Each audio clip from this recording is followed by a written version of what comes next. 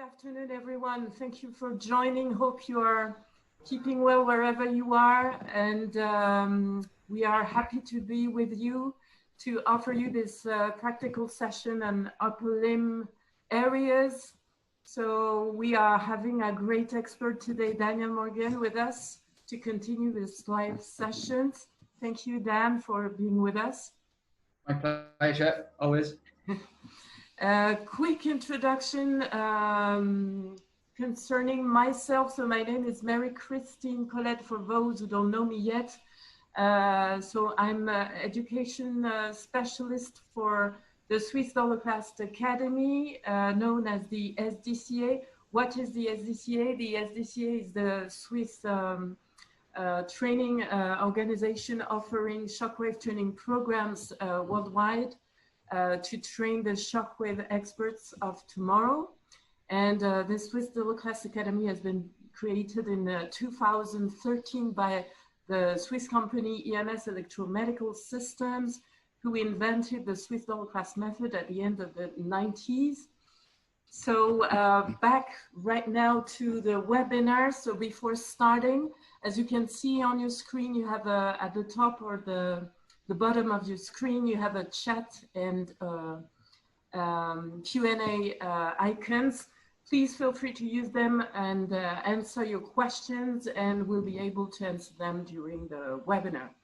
So thank you, and off you go, Daniel. The stage is yours. Thank you for having me. Usually we would have Chris with us. However, Chris isn't able to make this one. We've had a last minute change. So we've had Meg, who is my colleague here at Beaches, and Meg's joining us. And this is actually going to be her first experience with shockwave therapy as well.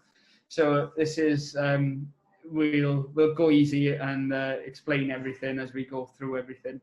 To introduce myself, I'm Daniel. I'm a chiropractor, as I said, in South Wales, and I've had roughly 5-6 years experience now with shockwave therapy, and I've been teaching throughout that.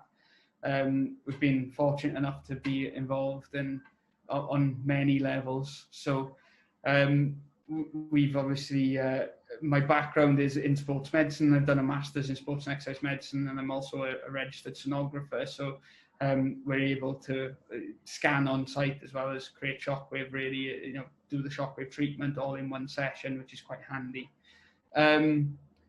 As far as kind of shockwave today, we're going to be focusing on the upper limb and using radial shockwave, and we've got the new Holocaust radial shockwave device, the portable unit behind us, which is actually a very, very good portable unit. So we've been using this for a couple of months and trialing it, and it's absolutely brilliant as far as I'm concerned. So we'll be using that today with Meg, and we'll show you some of the upper limb technique stuff. So we'll go through, we'll work predominantly into the elbow. First, we look at the techniques for medial and lateral epicondylitis and epicondylopathy. We'll then do your rotator cuff and your impingement and adhesive capsulitis stuff with the shoulder.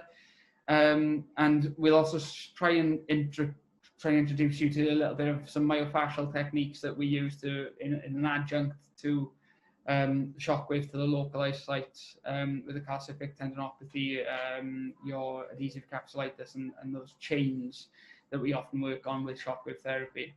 So I'm assuming everyone has had previous kind of involvement with shockwave at this point. I haven't got to explain too much with the theory. Yes, we have lots of shockwave users online, so you can go ahead. Yeah. Perfect. Thank you. So with the new unit, we have 2 applicators.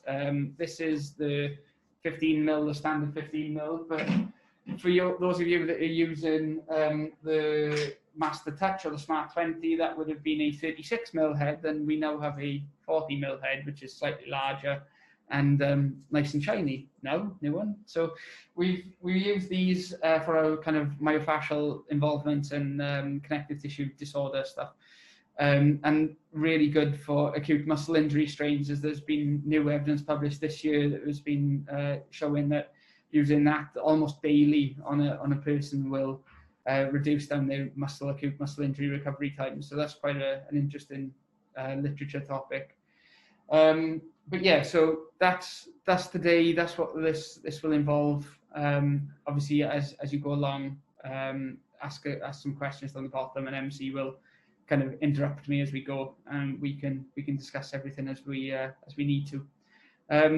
So we'll get the elbow involved first, and this is quite a nice one to demonstrate actually. So what we'll do is we'll shift everything out of the way. Meg, pop your chair over if you can, and we can just do that. So just what I'll do. Okay. So with the elbow, I often do this. We've got a lovely ability to raise the bench here, and turn face me if you can. Right? So what this allows the patient to do is obviously just rest their elbow there. So we've got a lovely, comfortable setting now for them to have the lateral epicondyle exposed. It's a little bit more difficult if we wanted to do the medial, as we have to externally rotate quite a bit. Let me see if you can change that a touch. There you go. So it's quite hard to get in that way. So you can actually do this lay in if you haven't got the ability to have a chair. Where you can just lay onto your back and really externally rotate and get the rest it out onto a chair or anything, or even rest it onto your knee if you need to as a practitioner. But I do mine seated, and this is the best way that I can certainly access the lateral epicondyle. And that's going to go into here. Now, obviously, you guys are going to be aware of the kind of testings that we would usually do to just resist flexion, makes it go up, and that may produce some pain, and if not, the middle finger, that may also reproduce some pain into the elbow, and that is a positive indication then that we have a lateral epicondylopathy or lateral epicondylitis. So we will work into this area. With the lateral epicondyle, we have key areas that we would usually work into. So obviously that's going to be the lateral epicondyle and its common origin. Then we're going to go into the bicep tendon as it just inserts into the radial tuberosity around here. And then we're going to just strip down into the forearm musculature as well. Okay, so this is how that would look. Now, as with everything, we always use the contact medium. So we'll pop that straight onto the lateral epicondyle. Now, as this is going to be Meg's very first experience, I'm going to be quite nice in terms of energies provided. Now, the key thing that we want with this is we do want to be delivering around about 2.5 to 2.8 bar. I have gone up as far as 3.1. And when we look at the energies kind of on the literature, certainly within the PEDRO database, what we know is that the higher energies seem to get better results with these chronic issues. So this particular instance, we've looked at the kind of the PEDRO database, and the lower energies that are provided, they can get good results, but the higher energies are definitely getting better outcomes.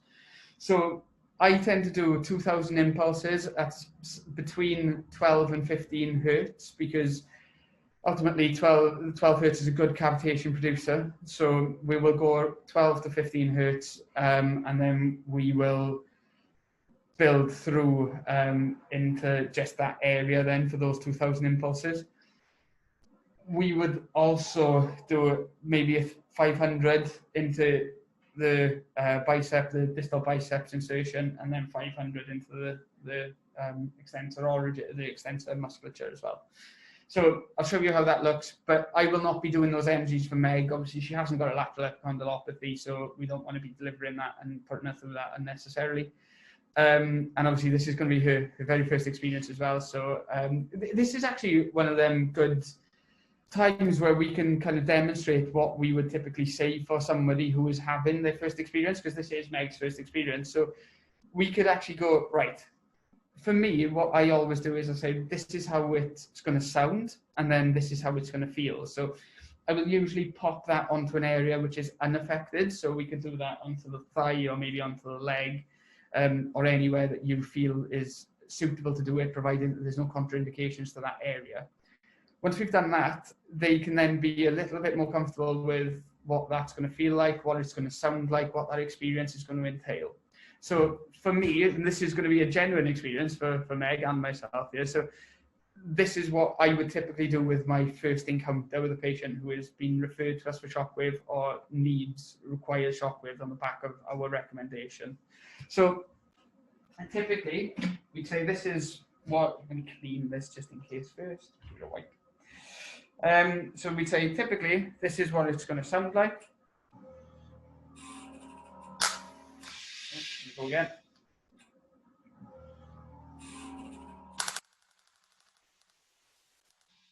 That's how it's going to sound like, okay? And then this is what it will feel like into that area. Now, can you guys see? It's the lowest of the bottom. Okay. So that tends to be what I would generally do, and I'd ask them, is that level okay? Can they tolerate that? What's that out of 10 just for a couple of impulses? If they are happy to go with that, that's the level that we'll start at, and we can proceed. You happy with that? Yeah, that's fine. So it's not that bad for Meg at this point. We're literally on 1 bar at 12 hertz. So we'll teach you a little bit now and show you a little bit of how we would typically do that. So I'm going left-handed here, which isn't my strong hand, but we're going left-hand. And we're going to just, purely for demonstration purposes, I'd usually be there. Okay, so we pop in directly into it, so we can palpate right onto that lateral epicondyle, which is going to be just there. And if you really wanted to, based on the testing that we showed you earlier, we can have the patient to wiggle that finger, and again, keep wiggling it. And again, this one. And then you can actually feel which area is moving based on that movement under your finger. And you can target that site then based on which of the pathological tests were actually positive. So, for example, Meg would have had her middle finger positive for the resistance. So if we do that again, up and down, we can correlate that and we can feel that moving under my finger at that site. And then we can go into there. And yes, Andreas, I do use ultrasound for the imaging purposes. And that is very, very handy in terms of being specific with the pathology location. And that's a good point, actually, is that shockwave therapy can only really benefit tissue that you apply that shockwave and that energy to. And I know that sounds obvious, but if we're not targeting the right location and that right pathological location, we're not going to have an effect on that tissue, and we're certainly not going to develop a healing response within an injured tissue. So it's a good point. Yes, I do. The laptop is currently resting on my ultrasound machine, so I can't show you that. But yes, I would usually do some sonography first, confirm that diagnosis, and then go from there. So this is how this is going to look.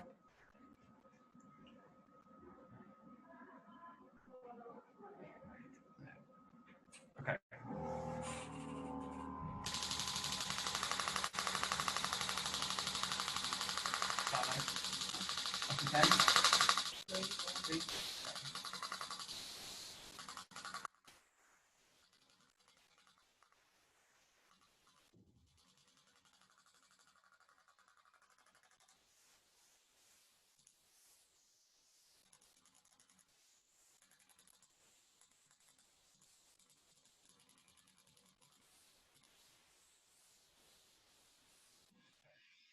Occasionally within the lateral epicondyle we can get, or within the tendinous insertion there.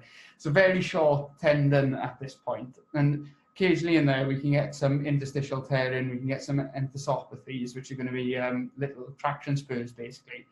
Doesn't change a great deal with regards to our techniques and our physical application, but it is something for you to be aware of. What we tend to find is when there is little interstitial tearing or there is some form of tearing within there, they tend to take that little bit longer to respond, so just be aware of that. We tend to get really good results with this though. So we would do 2,000, 2,500 impulses in that location to the patient's tolerance. Now, that was the lowest setting for Meg, and she was stating that's a 3 or 4 out of 10. So we could really build that up. And this unit now has the capability of ramp up. And what that does is every so often, that pressure will increase. So we can find where that patient's tolerance is really quickly. And I know the other Smart 20 has done that as well. Not the Smart 20, sorry, the Master Touch has got that capability. So they're quite nice things to do. I regularly use that in treatment. But failing that, the new handpiece has got buttons which you can just change. So you haven't actually got to turn and press the machine anymore.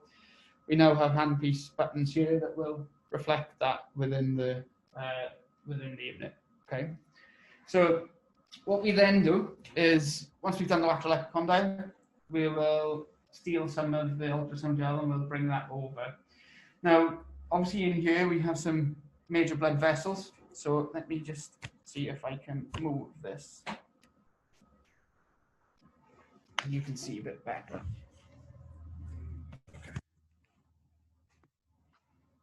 Lovely. Okay. So we've got some major blood vessels that run in through here. What we're going to be, and particularly with over the bicep, the artery runs really superficial to the bicep, the distal bicep tendon. So you can come in at an angle, which means that we're not directly over that artery. Thank you. So we can then come in at an angle, be that medially, and an angle into the radial tuberosity, or we can come laterally. So I would typically come in from there and just run through for 500 impulses, and that will work quite nicely. So we're getting right into that distal bicep. So let me do that. I'll put the frequencies up a touch. So I would typically do this around about 15 hertz. Just making sure you guys can see. I'll come laterally for this sake because it's easier to demonstrate. I usually go medially though. It's also where we tend to scan from, is that direction.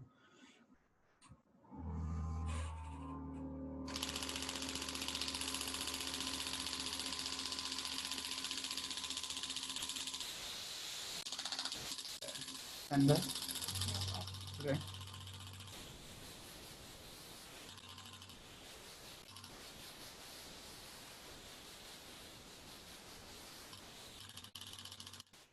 So I would do 500 impulses there, and then we can do, with a larger head, 500 impulses right through onto the extensor musculature. Okay, so that would tend to be my option there. I'll run through. I'll change the applicator now, actually, so we can show you the 40 mil. So that is your lateral epicondyle, and your really kind of simple approach there. Okay. It's wet, it's slippery, so I'm struggling. So we change that, and it's a simple 2-turn, and that is then off. So that's nice and easy. And obviously for cleaning purposes, this is quite nice to show you guys that it's just simple to take off, clean in between. These can come out quite nice. Just make sure you keep the seal on, because that seal is really important. So you can just take the applicator out, that will clean, and then you clean the in and outer edges of the casing. So that's for you guys to just to be aware of. It's quite nice to, while we're doing it, we may as well show you. So the 40 mil, you just pop that on, the seal's already in here, and it's just a couple of turns, and it's there. Okay, so that is now locked in and happily away. So this is now the 40 millimeter head, and it's just larger. It's obviously 4 millimeters larger than the 36. That was used with the Smart 20 and the Master Touch.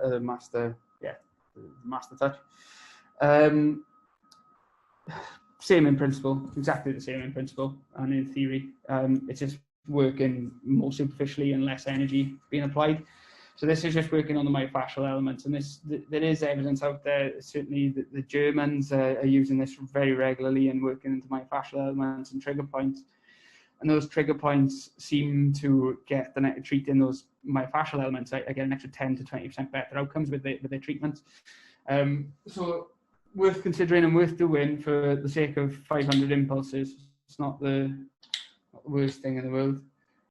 Now, bear in mind that you can obviously really increase the energies of this because we are looking at a larger surface area.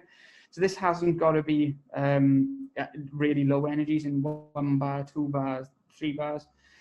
You can literally put this up as high as you want, and you would still be well within a safe range. So just for you to be aware that the energies are significantly less when you're using this larger head and this larger applicator. Okay. So what I've done is I've just run that down, got a little bit of the contact medium on the arm there, as you can see. We just rub that in, and again, 15 hertz, a little bit of downward pressure.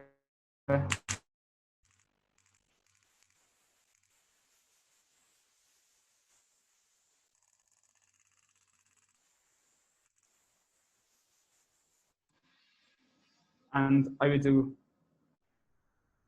probably between 500 and 1,000 impulses for that then. Yeah, that's basically the lateral epicondyle, and that would be my protocol there. You haven't got to do all the adjunct stuff, which is working into the bicep tendon and into the extensor forearm. I mean, ultimately, that's just nice, and it does make the patient feel that little bit nicer. There is some anecdotal evidence to say that better outcomes can be achieved with that. It just adds that extra 10 or 20%. However, it's not essential to the protocol if you don't feel as though you need to or want to do it. But working right into that insertion is going to be quite vital. Okay. Next, we'll move on to the medial epicondyle, and this can be a little bit tricky. I'll show you how I do that. I do that one slightly different.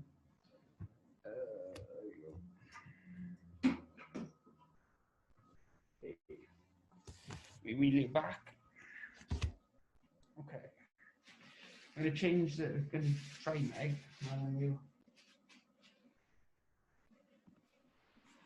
Daniel, we have a couple of questions coming up. Yeah, go on. Yeah. Coming up in the chat section.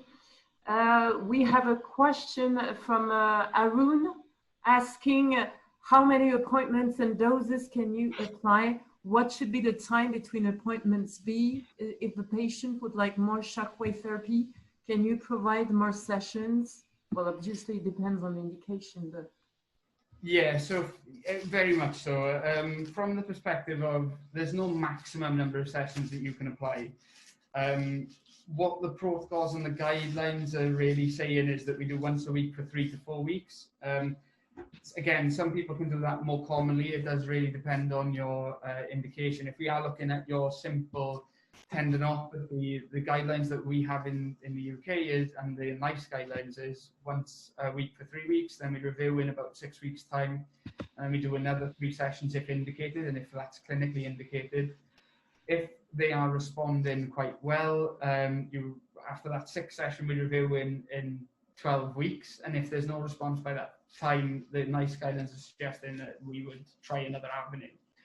However, from a clinical kind of, that's more strict within the NHS in the UK. So one of the kind of private practice kind of thought processes is that there's no maximum number of sessions that you can apply.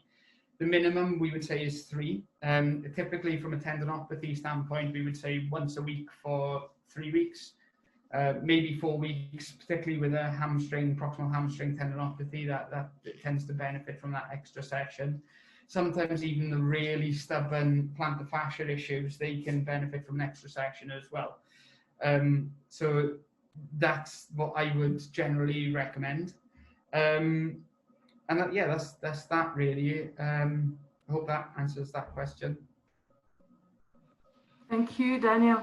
There's another question from Diana, who says that she finds the larger head more comfortable to be used on patients. So she tends to use it when introducing shockwave to somebody who's worried about being uncomfortable or sore. Do you have any tips and tricks to provide for people who are afraid or worried about having a shockwave treatment?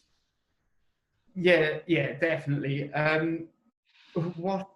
what we do is, what we've got to be aware of is, you're right, you have to make them feel comfortable and you have to make them understand what the process is, and you certainly need to have them experience it. One of the things that I tend to do with, the only problem with using the larger applicator, and you are right, is that people will tolerate it more, and that's because there's less energy that we're providing into the tissue, because we're using the same instrument over a larger surface area, which means that that energy is going to be divided over a larger surface area. So there's significantly less energy is being provided by the large applicator head. Now, what I tend to do is I will do an analgesic response first, which will be, oh, MC, am I still there? Yes, yes, I can hear you. Yes, there's some cutting sometimes, but it's fine. It's fine. Okay, cool, right. So I would use an analgesic response first, which is where I would do quite high frequencies and low pressures. So maybe 1.5 bar, 25 hertz, and pretty much just stimulate that area first. The high frequencies makes it more of a superficial energy source, and the lower pressures will obviously hyperstimulate that area. And the high frequency will do the same, so hyperstimulates it, which almost gives it this analgesic response. One of the other things that I don't know if, am I able to mention the GDT here, MC? Sure.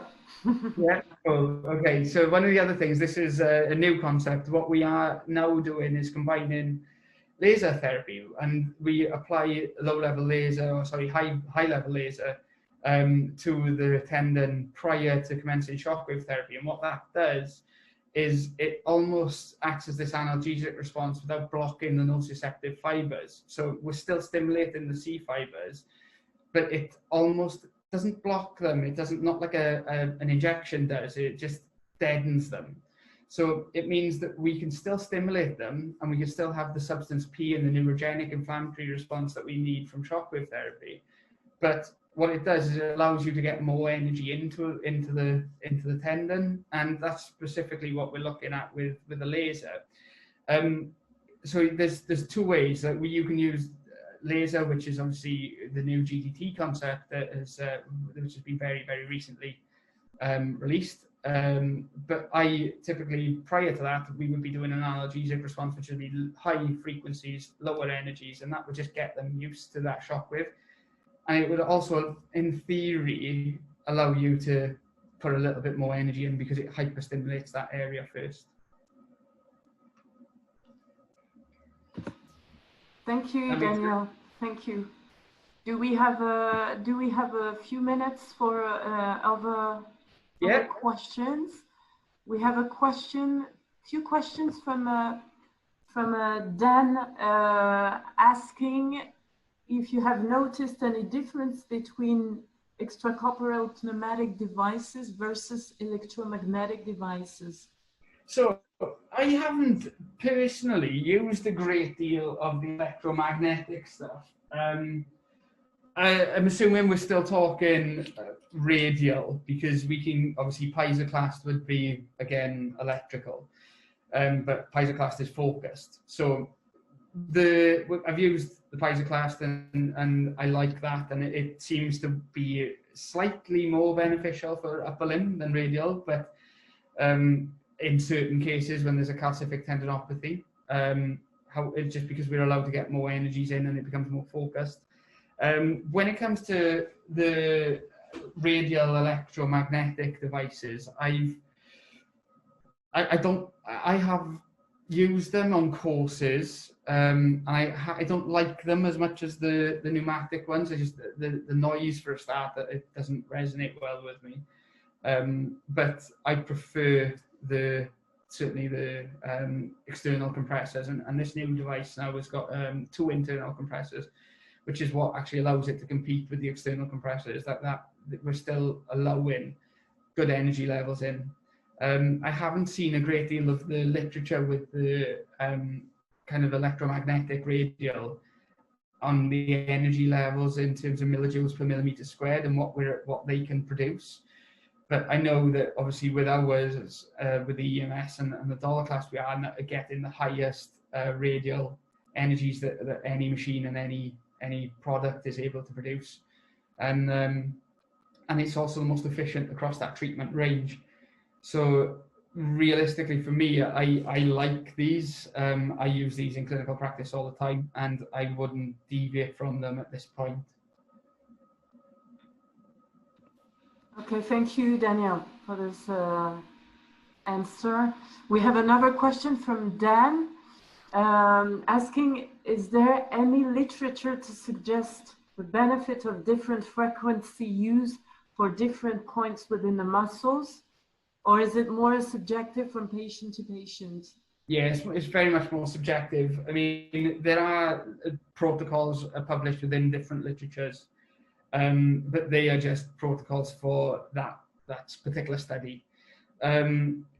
I very rarely would go below 8 hertz. Very, very rarely would I go below 8 hertz. I would use the 20 and the 25 hertz in, again, this kind of very hypersensitive patient. But majority of my treatments are carried out between 8 and 12 hertz, really. I think Osgood Schlatters, you can get a little bit lower energies in, lower frequencies in, but most of the tendinopathy cases that we treat will be between 8 and 12 hertz. But again, it is subjective. Okay, perfect. Thank you, Dan. Let's continue the hands-on. Yeah. Okay, so I've taken the heads while we were talking. So this way, have a little lay on your back for me, Meg. On the bed, yeah? Yeah.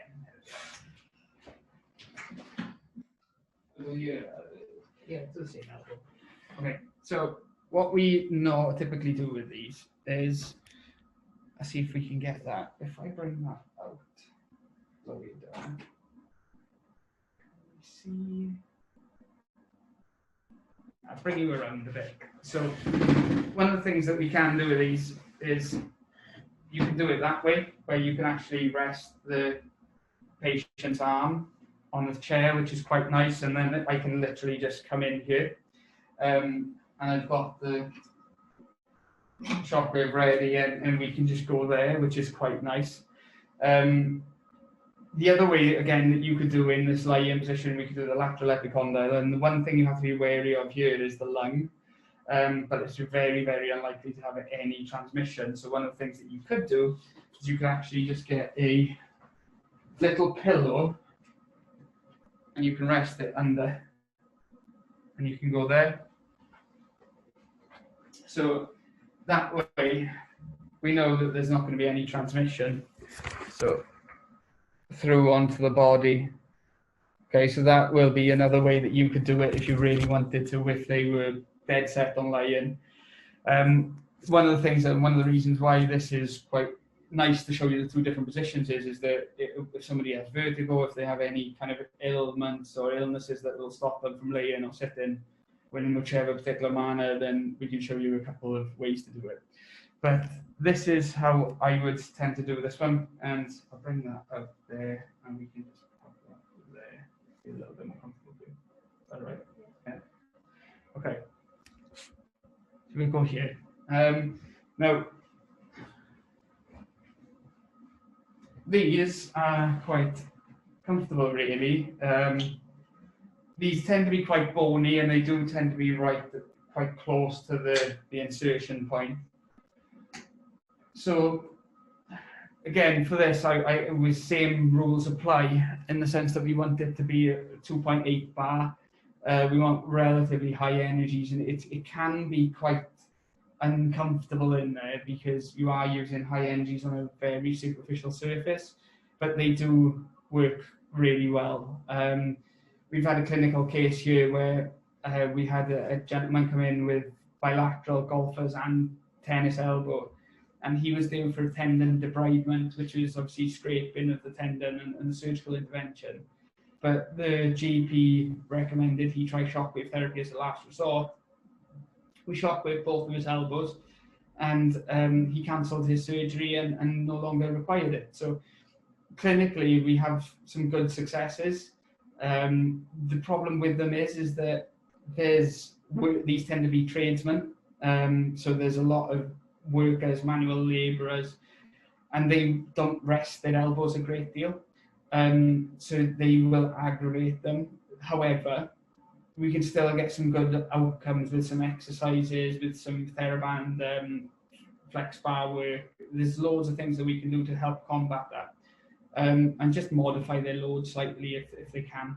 Okay, but from that, come in. I'm going to really drop that in. Okay. And then we come in. Okay.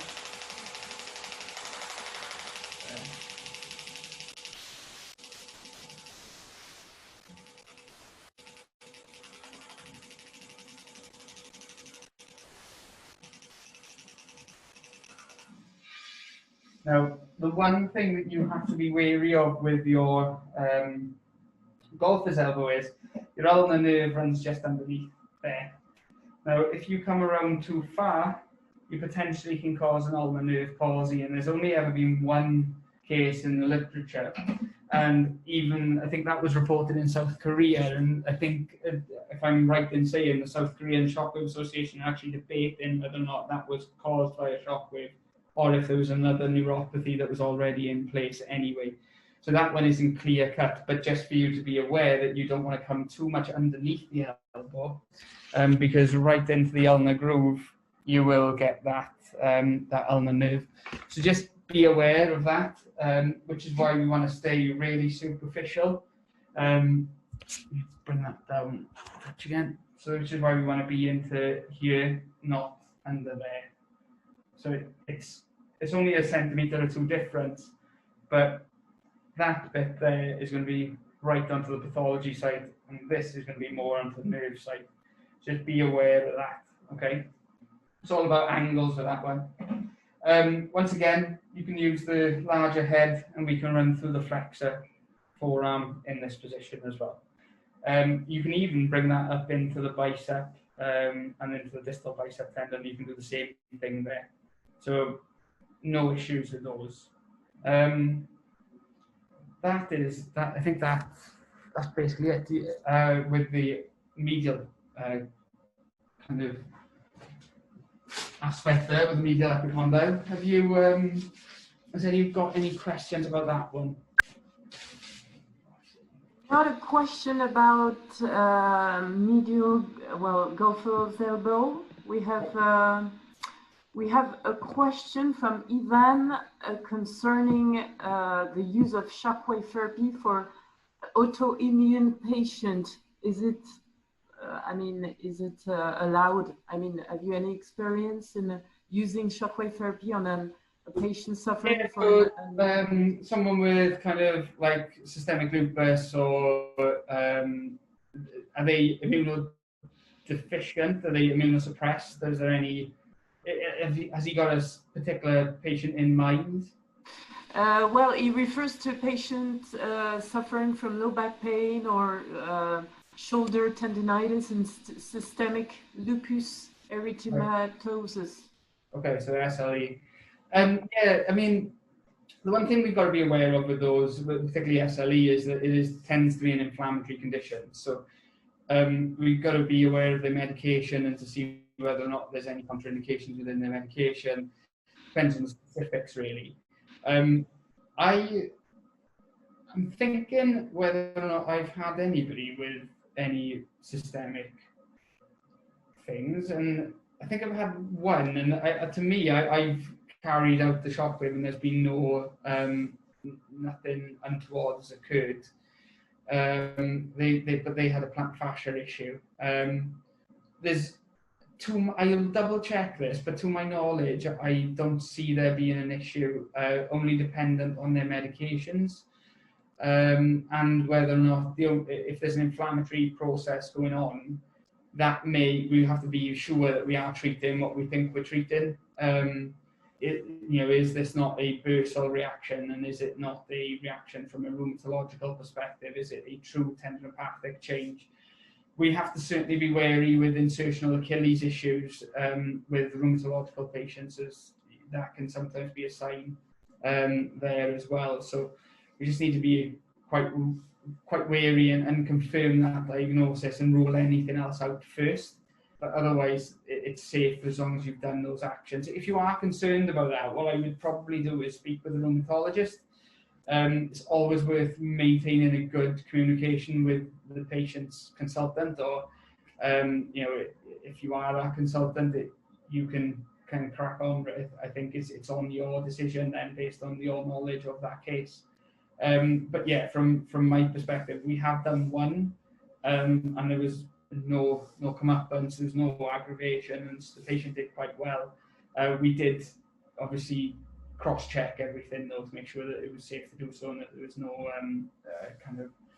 there was no contraindications to care at that point. Okay, thank you, Daniel. I assume it's the same for diabetic patients. You check their medication, their medications. I think with diabetic patients it's hard because they have limited blood flow anyway. But it's one of them ones where we say with diabetic ulcerations and delayed wound healing, we can safely use it on those and we get good outcomes. So the problem with it is that the fact that they have a diabetic or diabetes means that it's going to limit their outcomes anyway because of the blood flow changes. However, there's no contraindication to it. It just means that we need to be aware that may limit how that patient progresses. It's just delayed healing with patients. Quick question from Putty. Hi, Putty. Do you have experience using RSWT in pediatric patients? Well, we know we don't use shockwave therapy on children, but have you any experience maybe on Osgood-Schlatter disease? Yeah, Osgood-Schlatter. We've got a very good case recently, and I had one in yesterday, believe it or not, which we could shockwave. However, we're waiting to go through the load management process first and see whether or not we can control that pain with isometric loading, etc. But the last one we had was a 16-year-old boy, and we shockwaved into the tibial tuberosity.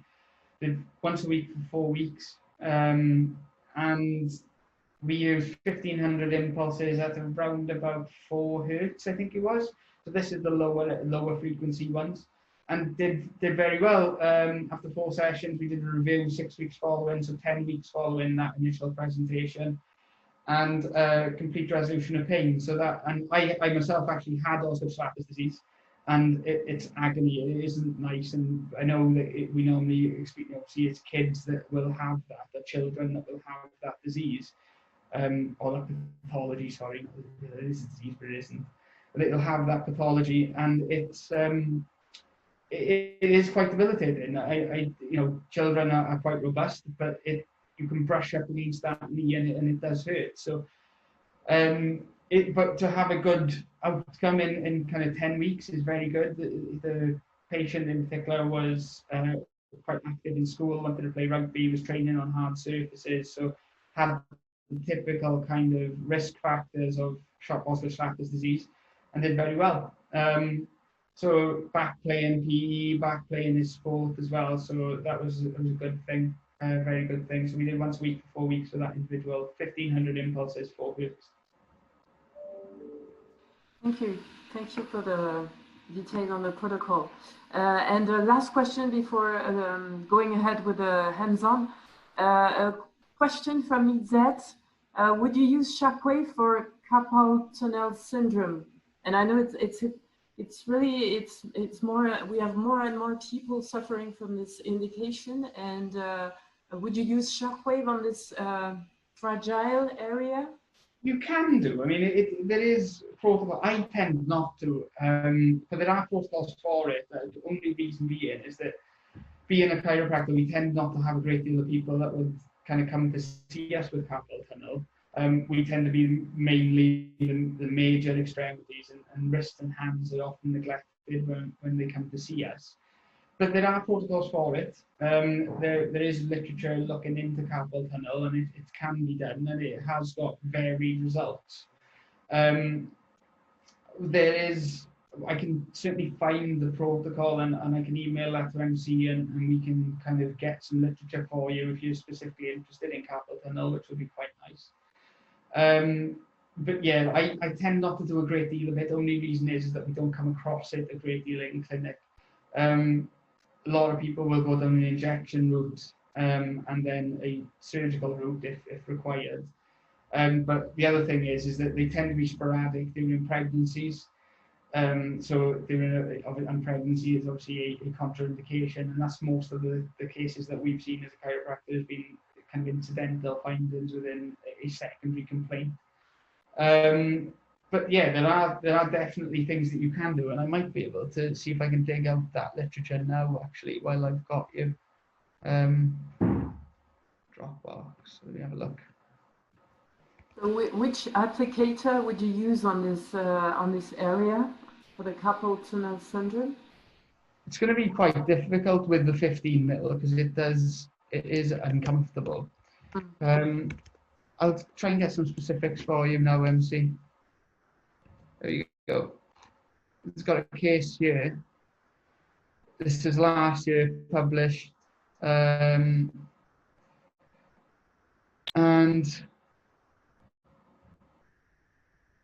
shockwave therapy can improve symptoms, functional outcomes, and electrophysiology parameters in patients with carpal tunnel syndrome. Further research is needed to confirm the long-term effects and optimal shockwave protocols. So as it stands, the literature is saying that there's no optimal shockwave protocol for carpal tunnel.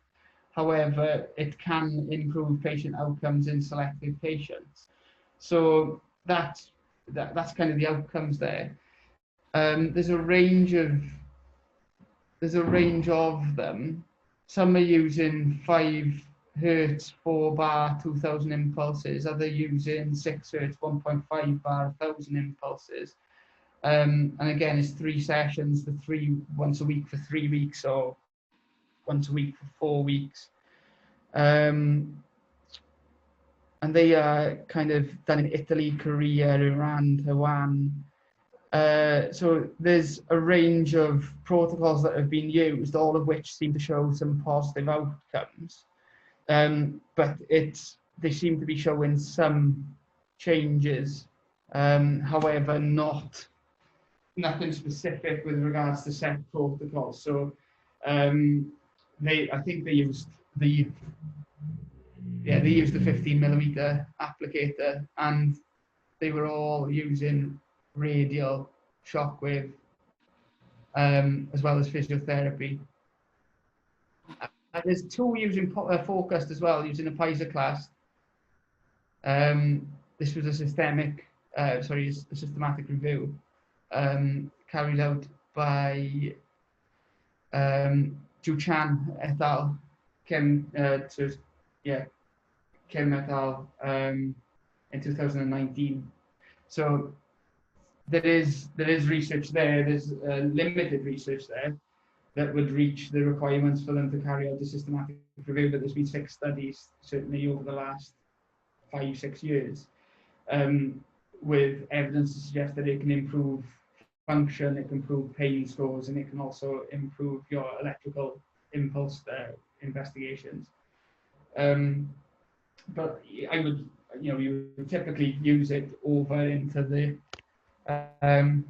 patient's distal carpal, so in between your pisiform and your, let me get this right, going into your carpal bone, so into your scaphoid, and we run in between there.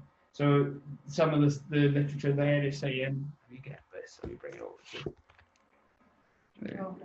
If you could, thank you. So thanks, Meg. Meg's now holding the screen, so that's good.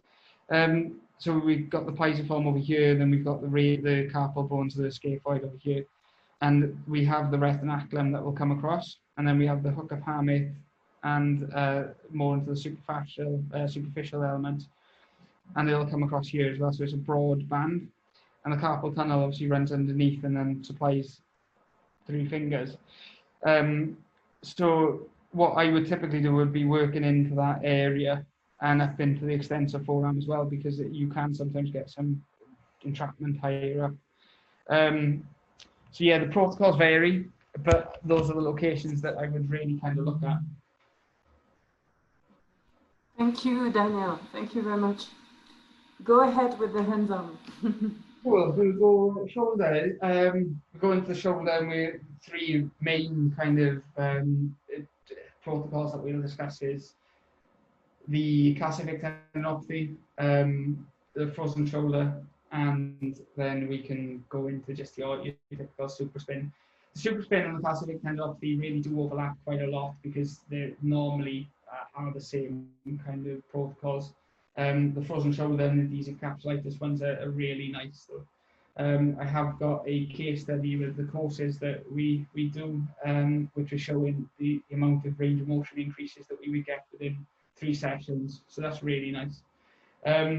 So again, you can do the frozen shoulder one as Meg is laying. You can do this lay in. I prefer to do a seat in, but wait for a minute. So what we'll do. Okay.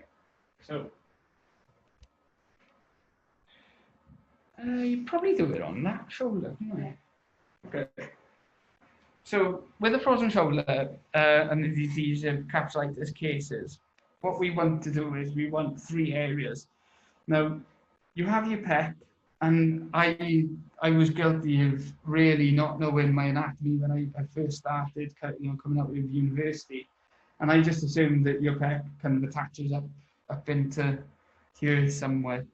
When actually we know that it comes across the shaft here, and it actually stabilizes the bicep tendon. So it comes around and it attaches lateral to the bicep tendon around this region, and you can palpate that, and it's quite a broad tendon, and it will come up and around. Now, in here, what we want to do is we want to bring that out and externally rotate the arm, and that just makes this bicep tendon on a little bit of stretch. Now, we can typically put 1,000 impulses into this tendon as it comes around into there. And then we can go 1,000 impulses into the craccohumeral ligament, which is going to be coracoid process, comes across, and then we're going to aim out that way. So we're going to aim laterally.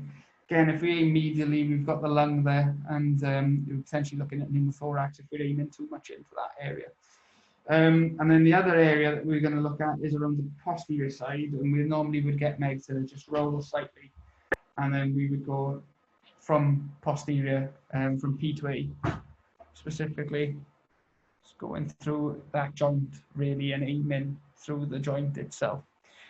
Now, the protocol for that is published, and that it was shown doing it seated. So I tend to do a lot of mine seated, and I'll show you how I do it, but that's how you can do it in an alternate position with the patient laying. So this is the frozen shoulder one. Have a sit up for me. I'll take the first one. All right, cool. So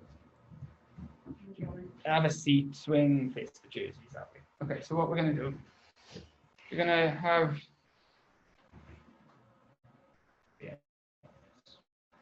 so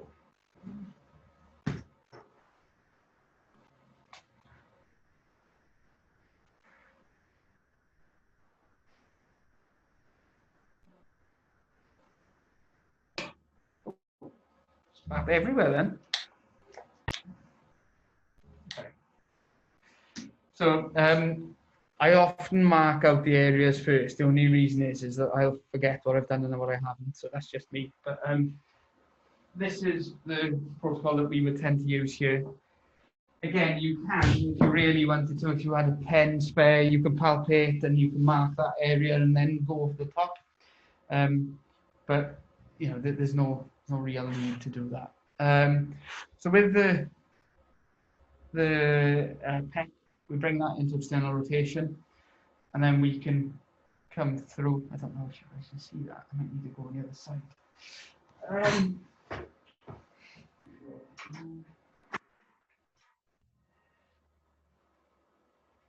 That better to demonstrate.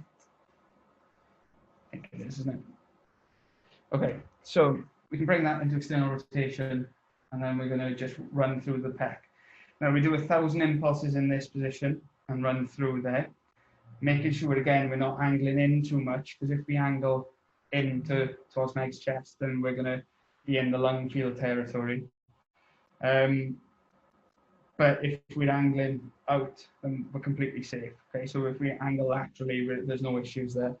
So I'm going to just pop that on. Again, this is a little low.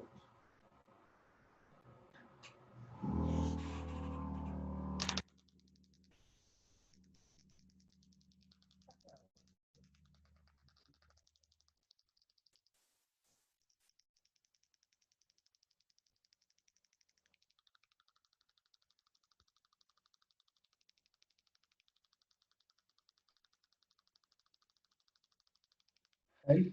So I do 1,000 impulses there. Now that's not typically how I would do it. I would be very close, but you guys can't see that. So I would be there running through and holding. I use a pencil grip when I just treat. It's just the way that I like to do it.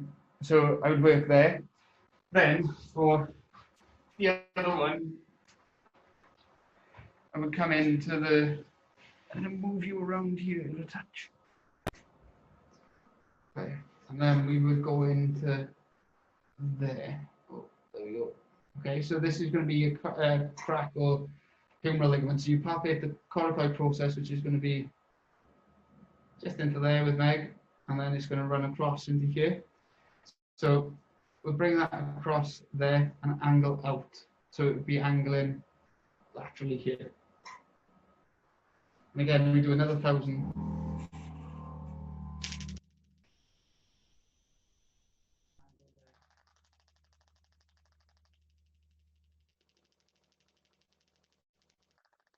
Okay. So there's 1,000 impulses there. And for the final one, we bring that across onto the opposite shoulder. I will bring you around the back so you can actually see. Can you just turn around? Oh yeah, turn around. Meg will turn around. That makes sense, doesn't it? There you go. And we're just going to literally, we've got to be careful with this one because the direction is going to be coming directly inwards. So what we want to do is try and pull that shoulder back a touch, and we're going to aim through that way, through to the front of the shoulder joint, basically. Another 1,000 impulses there, and you can just move it around.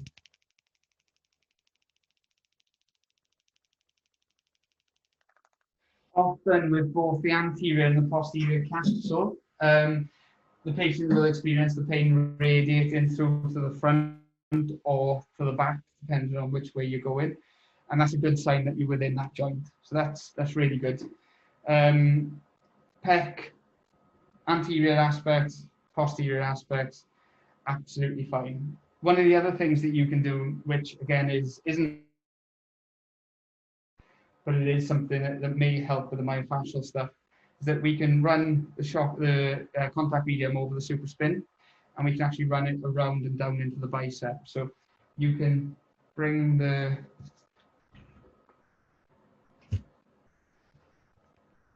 see if I can raise you up just a little bit as well.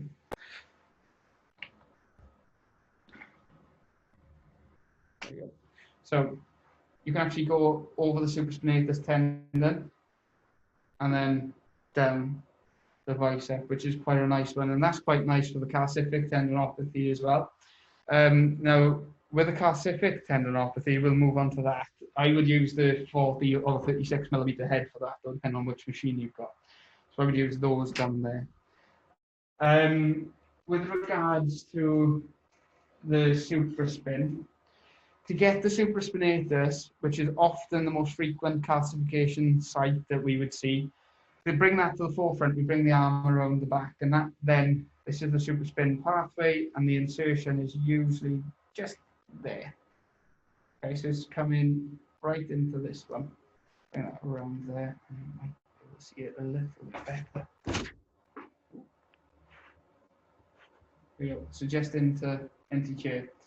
Now,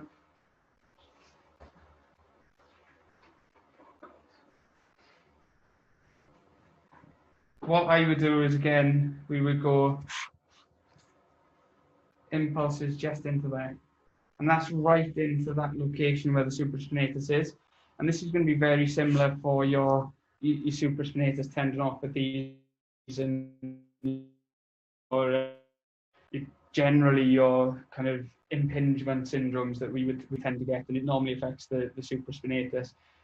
One thing to take note with these is that when we look at the literature, particularly looking at outcomes with Shockwave versus conservative management, which would be rehab or injections or whatever it is, the Shockwave tends to only be beneficial to conservative management or have superior outcomes to conservative management when there's a calcification in place. That's what the literature is telling us. So if there's a calcification there, Shockwave is going to get superior outcomes than conservative management alone. Now, when it looks at the impingement, there's a number of factors that leads to this, though. Is that what is impinging? Is it the tendon? Is it the bursa? And with a kind of an image or a diagnostic element, if there's a true tendinopathy, or is there something else going on, like a bursal effusion or potentially a rotator cuff tear, etc. So there's potentially one of those issues. Anecdotally, if there is a true tendinopathy of the supraspinatus, these patients do really well. Again, in the literature, that isn't replicated, but anecdotally, they can do really well. With a calcific tendinopathy, they do very well indeed. So what we tend to do is we would do, again, going up to patient tolerance, higher energies tend to be better, but don't push the patient. I use 12 hertz for this and 2,000, 2,500 impulses and work through that area. So it would just be straight in, palpate that tendon.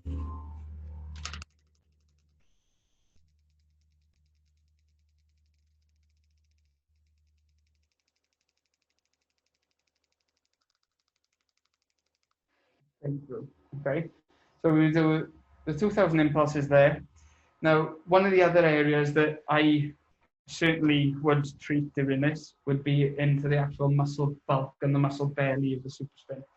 Now, people are often concerned here with regards to the lung fields and whether or not it's going to hinder or damage that lung that is underlying.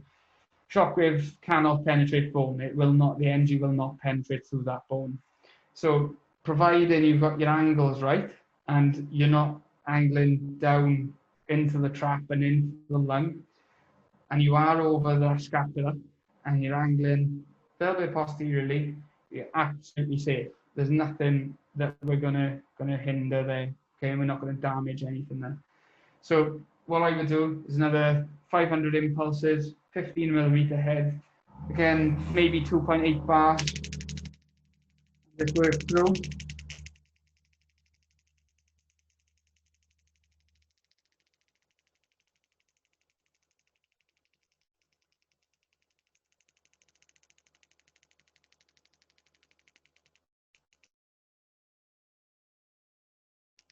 That is really quite nice again for trying to improve that muscle, that muscle relaxation there.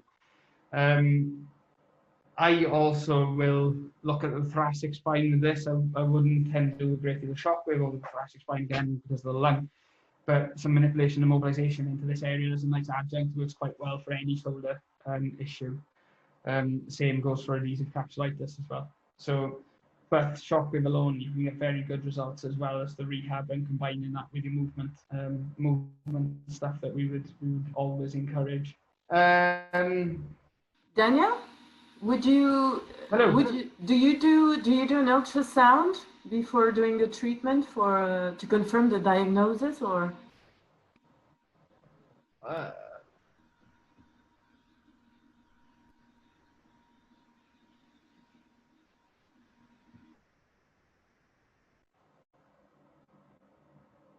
Ooh. Oh, sorry, MC. I lost you for a second there. Yeah. Yeah, I lost the connection Often, as well, but we're back. we're fine. It's fine. Often, yes. The only reason for that is that the shoulder is very complex. If we've got a rotator cuff tear in there, for example, it can be quite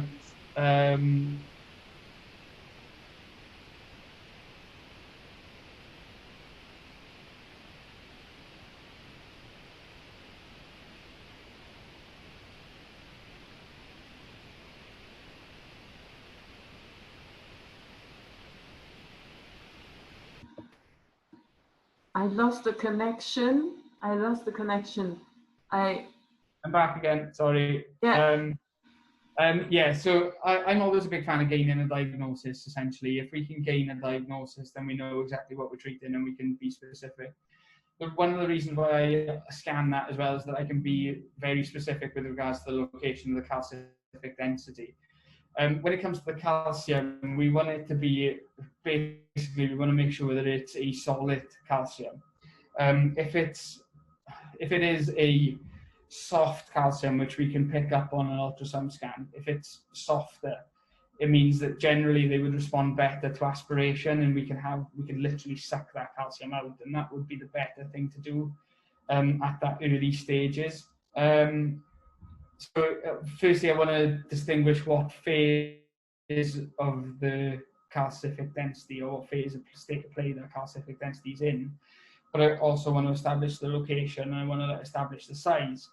And the reason why you want to establish the size is that if you've had a calcium deposit there for longer than 11 months and it's bigger than 1.5 centimeters, then you are very unlikely to see a great deal of reabsorption at that point. So that's one of the things that I would like to see. Patients are always keen to see the calcium get smaller or whatever. It's very unlikely, depending on the period of time that calcium has been there, to happen and the size of that calcium. However, if it's small and if it's been there for less than 11 months, then that calcium can reabsorb, and shockwave therapy can help that. But if it's been there for longer than 11 months and it's larger than 15 millimeters, so 1.5 centimeters, that calcium is very unlikely to reabsorb. So we don't want to emphasize the size of that calcium to the patient and hope that it will become smaller, because it's very unlikely that it will. I think only 10% of patients experience complete reabsorption with that calcium deposit being that large and that long. So just for you to be aware of that. Thank you.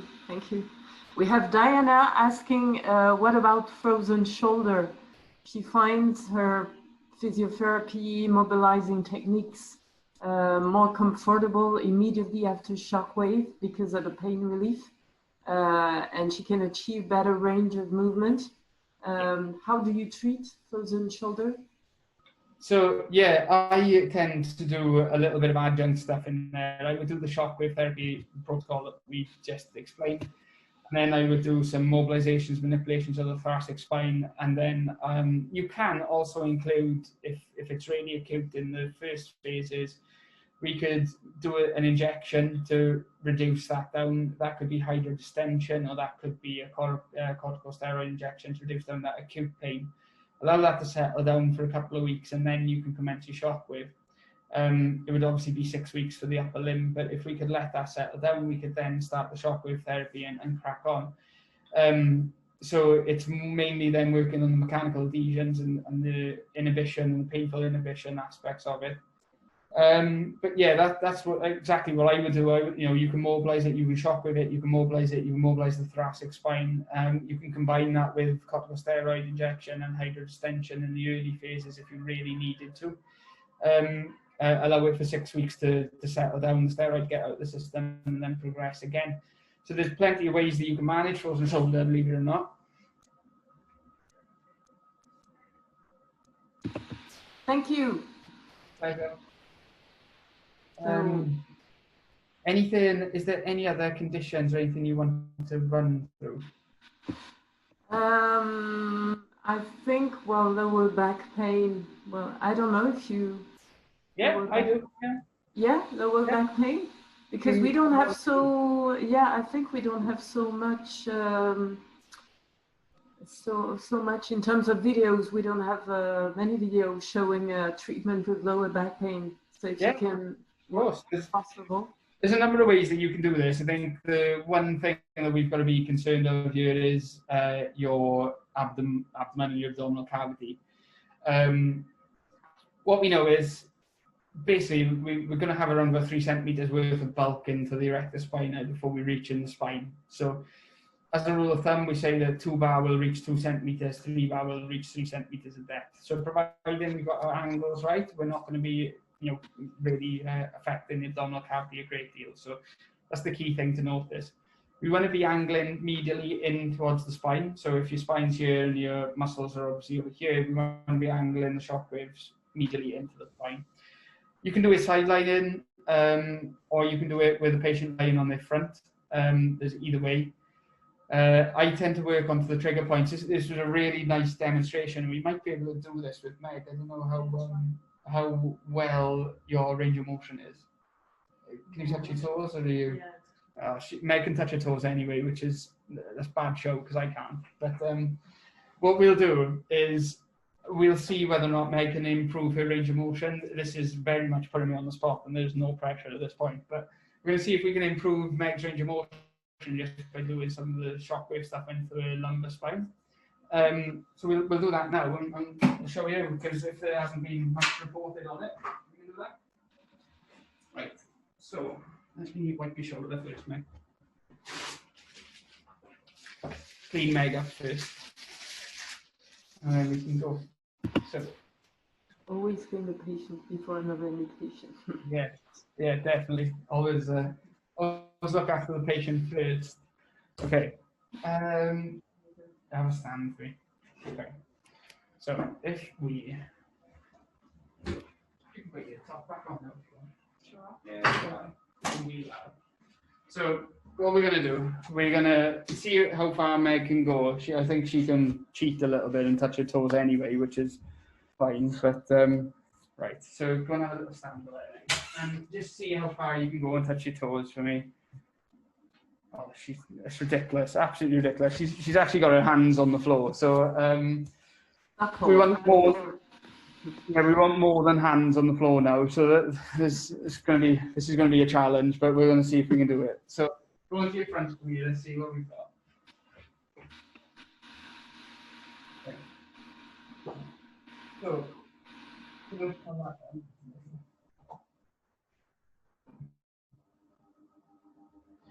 So what we're going to do, wheel you over. I'm going to bring this down. Okay. So the spine is obviously going to be very central. And then we've got the erectors either side, and they tend to be around about 2 finger widths. So they tend to be probably around about, say, 2 centimeters either side. Now, what we want to be doing is really angling medially in. If we can angle medially in, then we know we're safe. The other way that we can do it is if Meg lays on her side, so face the jerseys, go that way. So the other way that we can do it, I'm lying in, go the other way, come face me. Completely my fault. Poor instructions. The other way that we can do it is do a side lie in, and we can come in there. So we could come in that direction there and point in and down. So where my middle finger is, and medially there.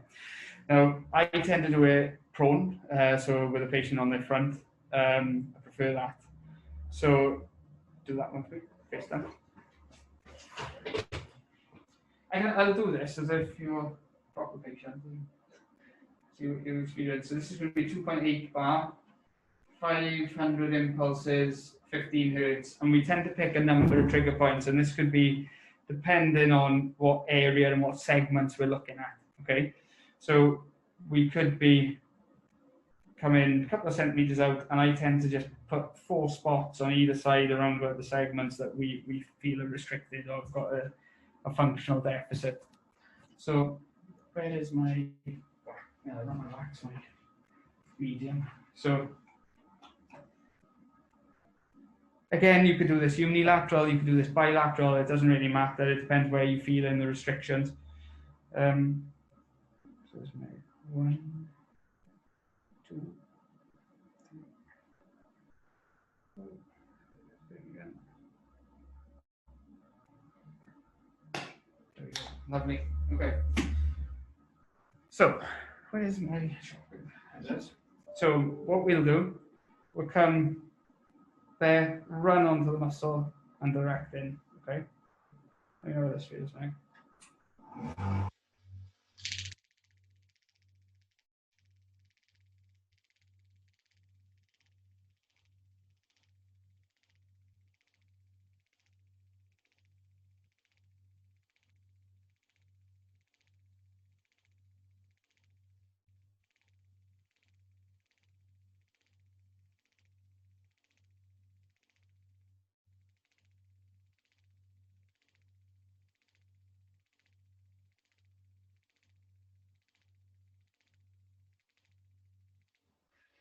That's 500 there. I'm going to do another 500 here.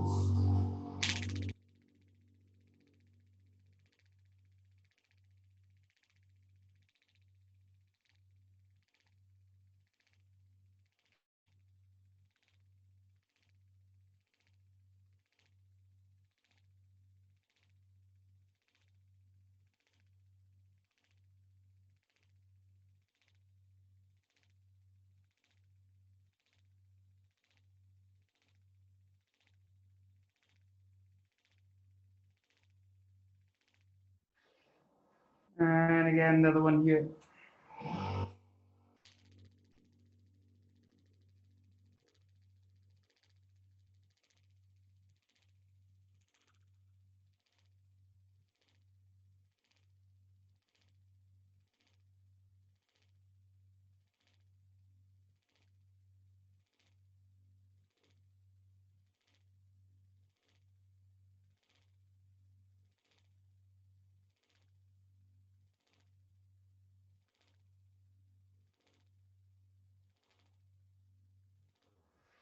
Good. So, we'll do the same on the other side and see how Meg feels after that. Another 500 here.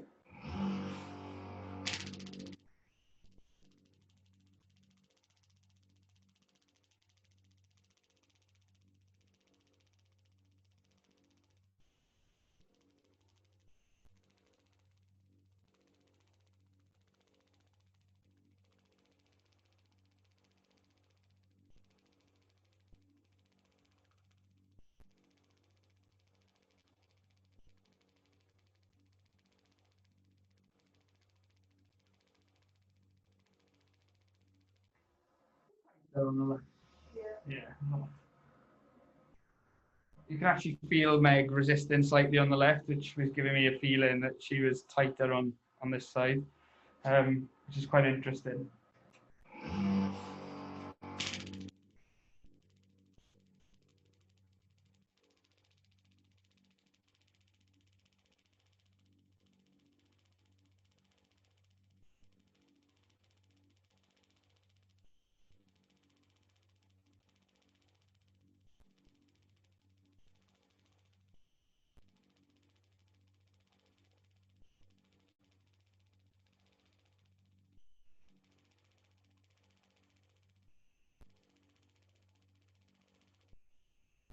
Have fun.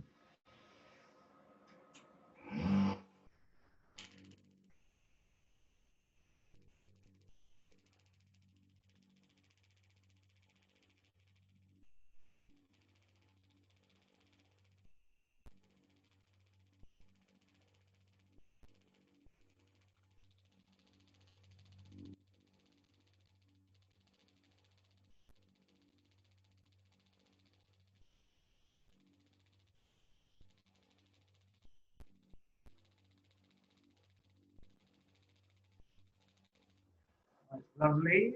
Okay, so we'll see Meg up and just see whether or not that's actually improves her range. So she already had a very, very good range. So we'll see. Right, I understand. Let's have a look.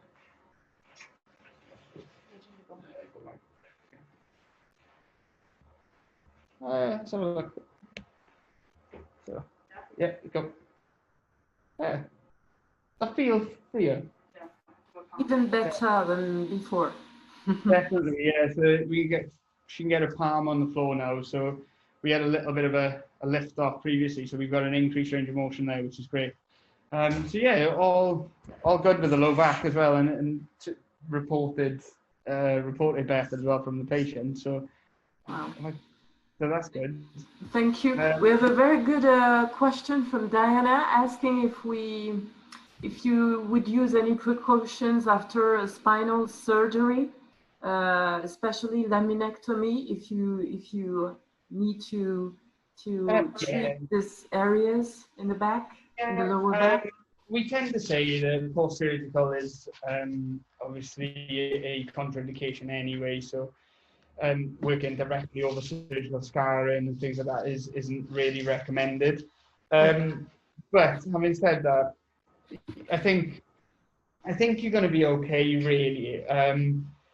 Go with lower energy levels just to make sure we're not getting that high level of penetration, and just work through the erector spine on either side. I don't think you're going to be. It should be fine. I think that's a clinical decision for you to make. Unfortunately, I think that you would be fine. Really, if the patient reports any adverse symptoms, or immediately, then just stop. The effects are very unlikely to be long lasting. I think it's the same if the patient has if you need to treat over any hardware implants in the spine. Yeah. I think it's the same. Yeah. Yeah. Okay. Thank you. And another question from Diana. Last question: can one safely treat the cervical spine in the same way, aiming medially? Oh, a tricky one, cervical spine. We tend to stay away from. I mean, it's a lot more. We're quite robust as human beings. We are quite robust, but there's a lot less tissue and depth there. You can work certainly with a larger head and work through the traps and work down the erectors and all of that kind of stuff. There's no problem there using 36mm and work through.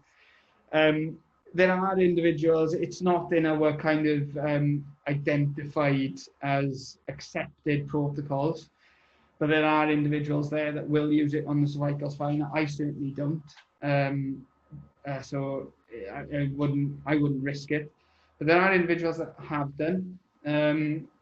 I know that we shouldn't use it on the skull and over the brain, as that is a direct contraindication. So we don't want to be really going up into C0, C1 that far up. The potential of congenital instabilities, there's potential of abnormalities there as well. So we don't really want to be going. I personally wouldn't be using in the same manner. You could use 36mm and run through the traps as it inserts, but I wouldn't be using it in the same manner as what we just demonstrated for the lumbar spine. Okay. Thank you. It was a tricky one.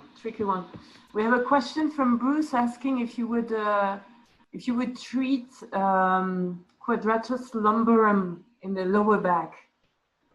QL. Is it possible to treat? Yeah, you've got to be careful of the abdominal cavity that is deep lying. Ultimately, we unless you know the depth of that muscle, etc., it's tricky. And angulations as well. I mean, if you angle directly up to get underneath that rib cage, you're going to be very close to the lung fields. So I tend to use mainly erectors, and I would use another means of treatment for the QL.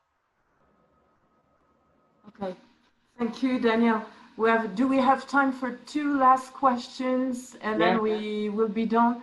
We have a question from Tutik asking if you would use, well, we'll come back to the hand area, if you would use a shockwave therapy for de Quervain syndrome, and what would be the protocol for this indication?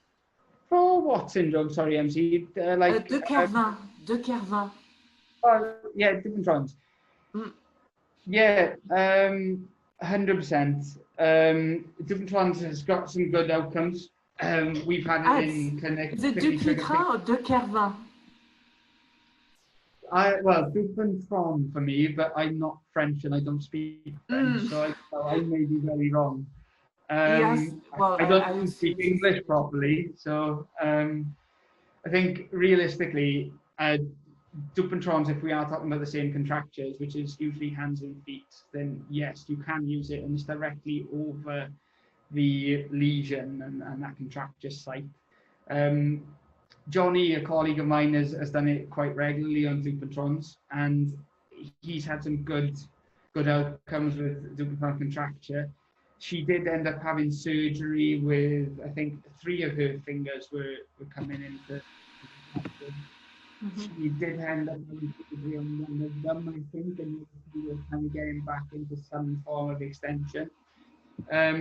I would tend to use, again, go to the patient's tolerance, go 2,000 impulses over each area on each contracture, and just try to flex the finger during the motion. So if they're there, which way? There we go. If they lie in that way, and it's kind of flexed into this position, you want to try and just bring it into extension a little bit whilst you're working through.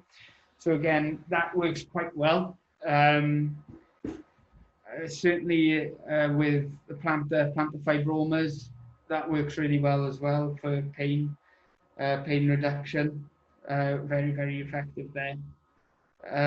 Trigger fingers are very, very good. Like I've done very well with trigger fingers in clinic. They've responded pretty much in terms of pain reduction. Some of them have. I've got a trigger thumb patient at the moment, and he is pain reduced and completely subsided, but range of motion hasn't returned. So again, you can reduce pain. He hasn't necessarily increased his function, but he's reduced his pain at this point. So it depends what the patient's goal is. But yeah, it can work really well for both of those.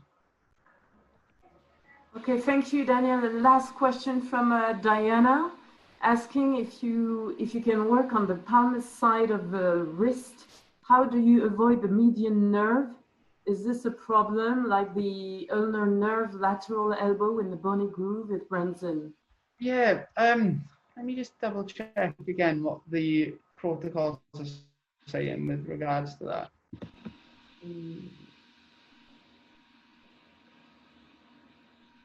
I don't know where that's gone. Sorry, MC. Oh, there you go. It's okay.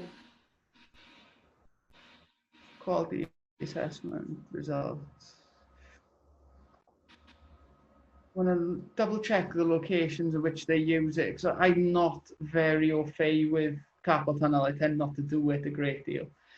Let me just double check the study that we've got here.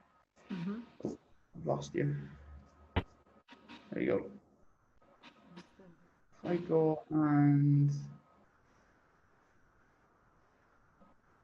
do, okay. Van der Poel. Okay, I'll let you know straight away. Van der Poel, 2016. True that the wrist is a fragile area, and some practitioners sometimes they don't know how to handle shockwave in this area. Yeah, very. I completely agree. I'm trying to see what they did here. I'm trying to look at the shockwave intervention that they did, the methods. Shockwave was used, that means system was switched on, but effective pulse was not given right. So they did sham as well. So they combined that and they compared.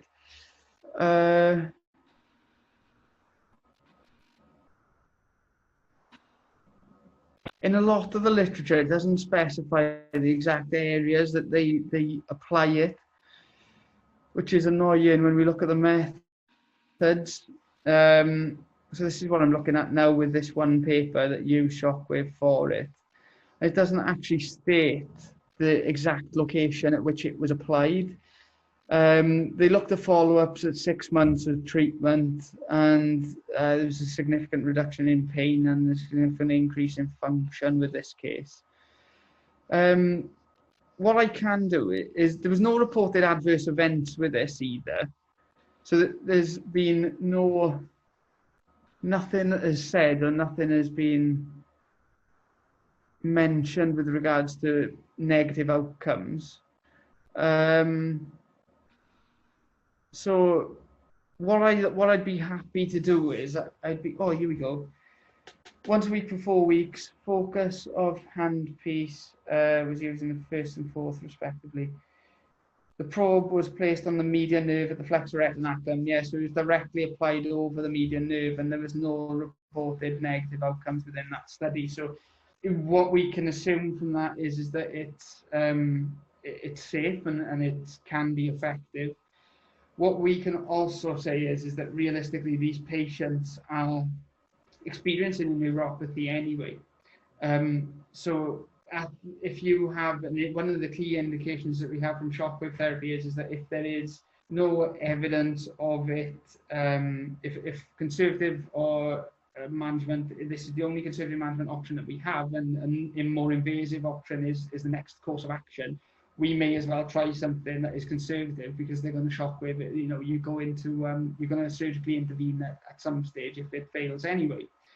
So realistically, you're not going to damage the nerve, and you may cause a potential neuropathy, as with the ulnar, but again, they're arguing that wasn't actually the case.